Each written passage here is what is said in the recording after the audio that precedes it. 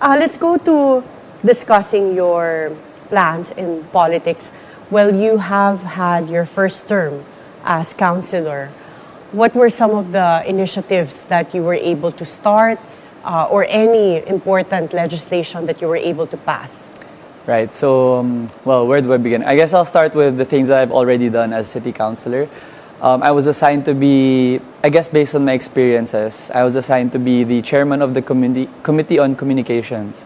So we deal with a lot of connectivity issues. So I work a lot with the executive to make a more connected Quezon City. So I was given the privilege to work on the legislation that created the Dial 122 office, so that's the emergency line. But aside from that, my goal has always been, and my mantra has always been, #walang iwanan, no man left behind. So my approach has always been to make sure that every sector I'm able to touch, right?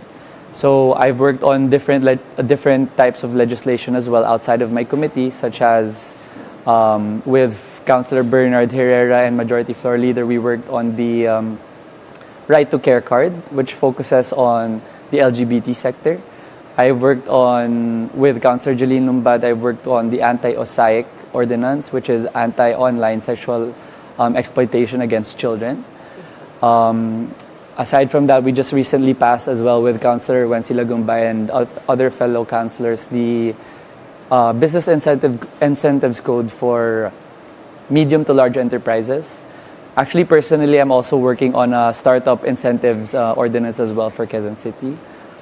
Aside from that, I'm also working on safe spaces for senior citizens and a lot of other ordinances that target different sectors in the city. You know? So what I'm trying to do really here is not limit myself to a specific agenda, wherein I try to reach out to all the sectors as much as I can. Obviously, this all done with the help of our multi-awarded Mayor Joy Belmonte and our boss, Vice Mayor Gian. It's really a team effort in Quezon City. In your plans for the next, should you make it as councilor, what priority legislation do you have in mind?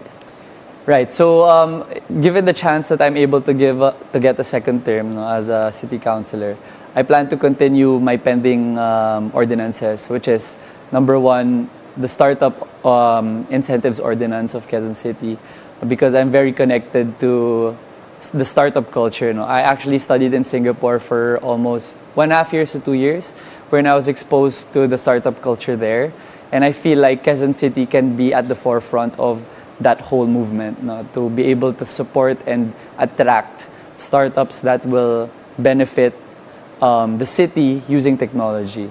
So that's one of my main agendas.